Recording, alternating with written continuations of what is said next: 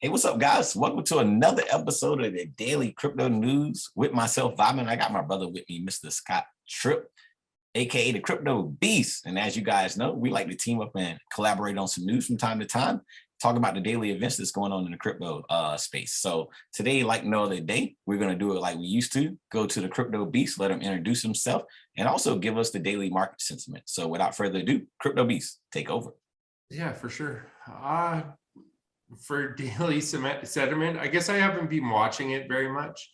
I've took a little bit of a hiatus when the market's low. I usually do this too, just because I don't really care about the price. It's more of the longevity of my holds and what I look for in the future, the utility, all that stuff. So I'm trying not to get into the FUD that everybody's kind of spreading right now, I guess.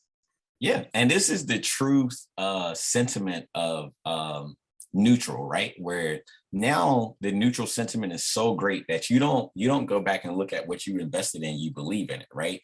And that's the kind of market we're in right now. The people who dollar cost average will continue to dollar cost average. The people who continue to buy the dip, they'll buy the dip, right? And then the people who bought the top and complain, they'll continue to complain and talk FUD and things of that nature.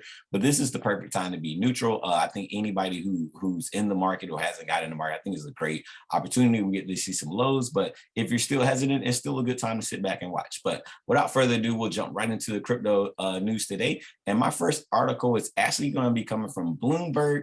I'm going to share my screen once Scott frees me from prison of screen sharing. And then give me 1 sec. There we go. Yeah, it's all good. It's going to be coming from actually going to be coming from Cointelegraph on the first article, guys. Sorry. And 3, 2. Let me go ahead and get you guys on here.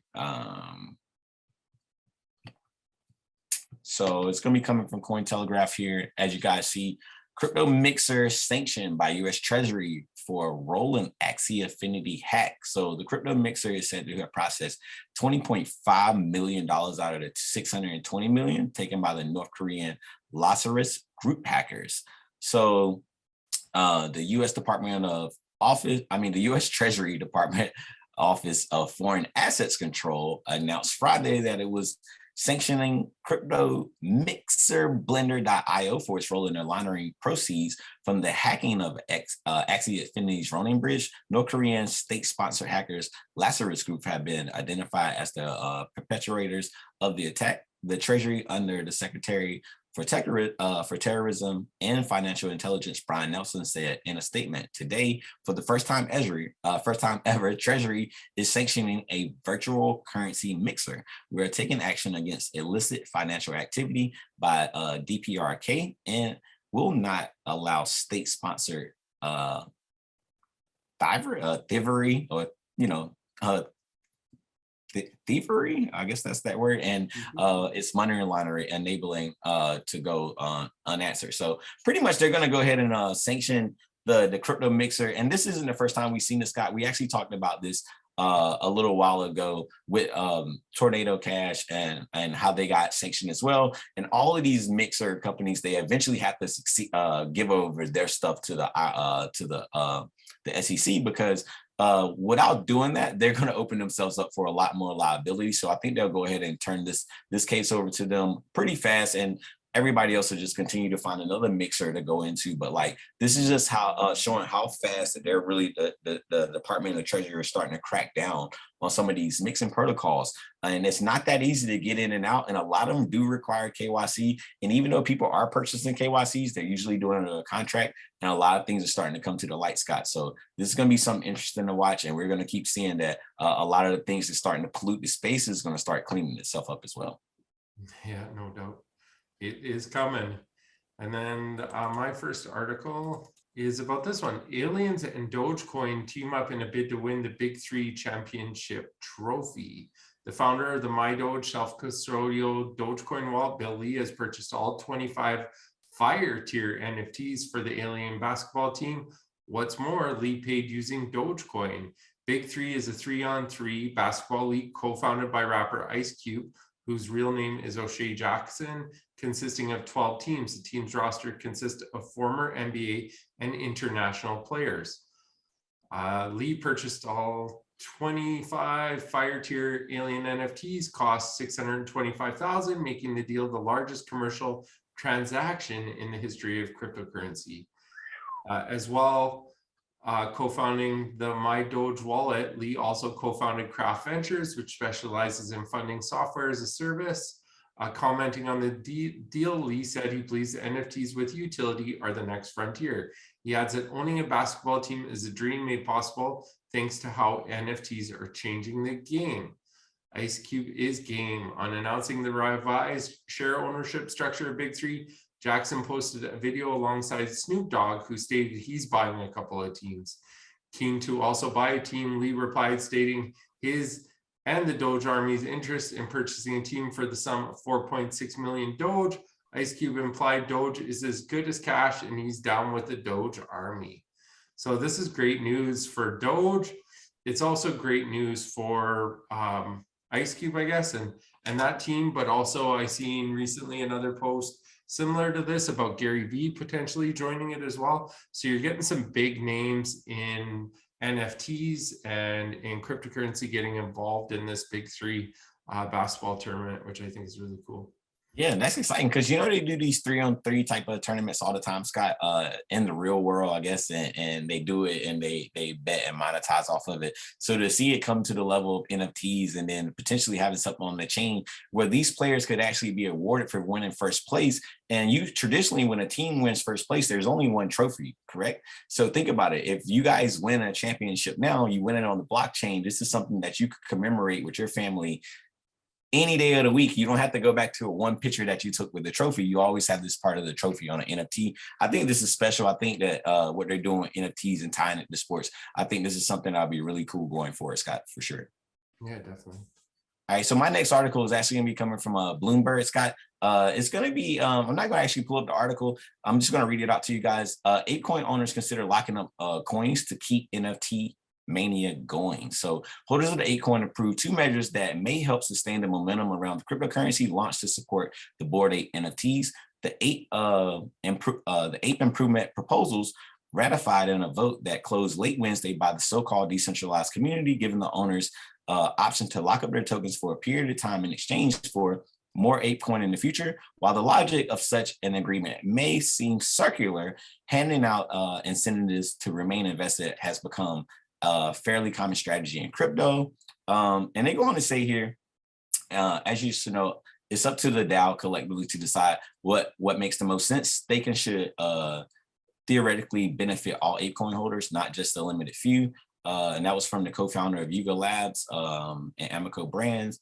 And they said it isn't appropriate for me to individually speculate on what launch contributors will do with their Apecoin holders once the first unlock takes place. But it's worth remembering that many of these launches contributors believe we're much closer to the beginning of the ecosystem than we are to the end. So this is something that, they go ahead and say here, Scott, that like they're trying to incentivize people to continue to hold their ape. And you see this a lot with protocols. Once these unlock periods start nearing for these people who locked up their money from the beginning, right? And once these unlock periods become open, they have to do something to incentivize the current holders to lock up, because some of these people are going to start exchanging some of the money from being locked up for maybe the last 6 months or whatever the lockup period was from this. So definitely something to watch if you're watching Apecoin, and just always take note in the news. No doubt. You always got to pay attention to what's going on, I think. Especially with those lockup periods, man. Like a lot of protocols, even with the when we did the Polkadot lockup and things of that nature for the parachain, people are locked up for a year. So think about it. Even the token releases within a year, these wallets become unlocked. We get our tokens, and then there's potential people selling. So definitely. And then so this one you mentioned earlier, and it's kind of nice to find an article about it. In Shanghai, citizens cope with lockdown and censorship by minting NFTs. Growing public ear over lockdown restrictions are being recorded via NFTs. An increasing number in Shanghai, China's largest city, are minting non-fungible tokens of the COVID-19 lockdown to memorialize the experience and circumvent the government censorship, according to Reuters. Given that the data on the blockchain is immutable and unerasable, Chinese citizens who hope to evade censorship detectors are taking artwork, videos, and even photographs of the COVID-19 lockdown to the blockchain. In late April, Chinese activists shared a short video called The Voice of April, which featured Shanghai voices discussing the lockdown. Today, more than 780 NFTs linked to the video are available on the popular NFT marketplace OpenSea, next to hundreds of other NFTs documenting Shanghai's lockdown. Although China has a ban on cryptocurrency, the government is more open to the underlying blockchain technology powering crypto, even going so as far as to create its own blockchain infrastructure called the Blockchain Service Network, BSN. Over 300 companies have minted NFTs on the BSN so far. So, but I mean, good on them for kind of finding ways to circumvent and being able to talk about their situation and stuff like that, because I think it's always important for people to be able to talk about what's happening in their country for sure. Oh, yeah, and that's the thing about when we think about crypto in general, Scott, we're trying to make this an international policy, but we also got to remember there's different structures of living within every country, right? So we're trying to ratify this and make everything a one world type of thing, but we also got to remember there's different levels to all of the economies and market structures and flows. So it's definitely going to see that. It's definitely interesting that countries are actually highlighting that before they start trying to regulate and think about some of the policies they're trying to enforce on people. Yeah. So to my last article here, I'm going to share the screen. Give me 1 second.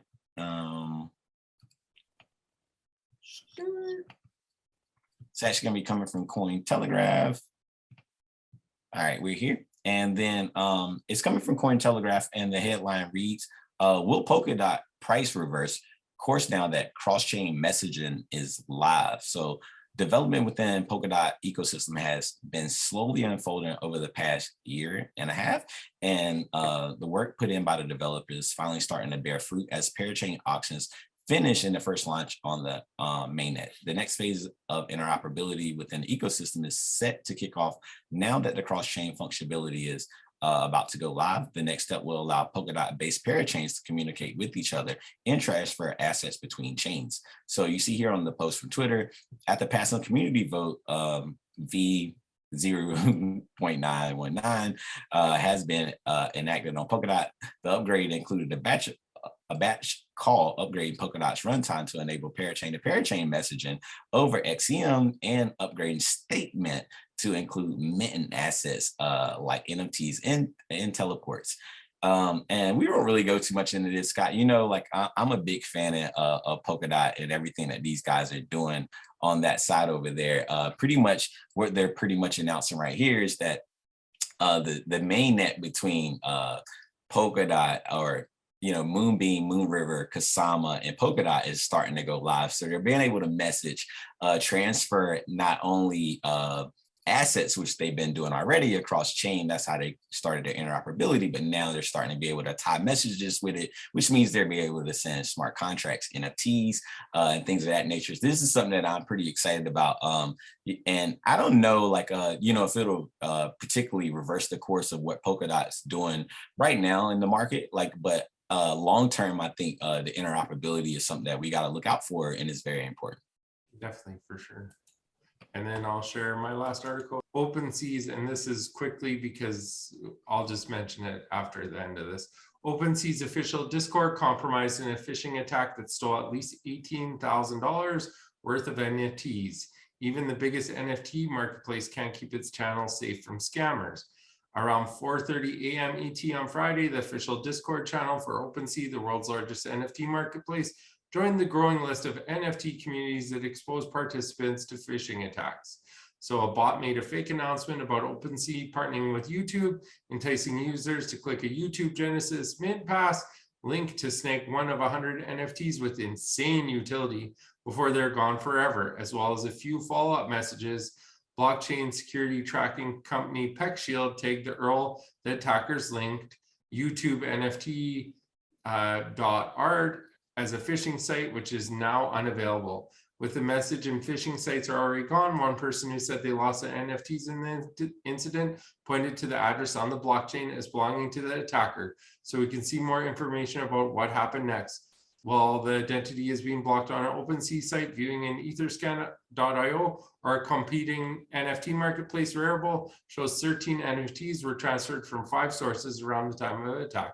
They're now also reported to OpenSea for suspicious activity, and based on their prices when last sold, appear to be worth a little over 18,000.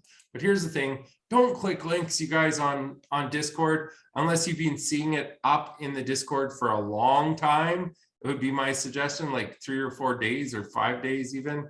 Like, it doesn't, don't click on any link, maybe even my suggestion too.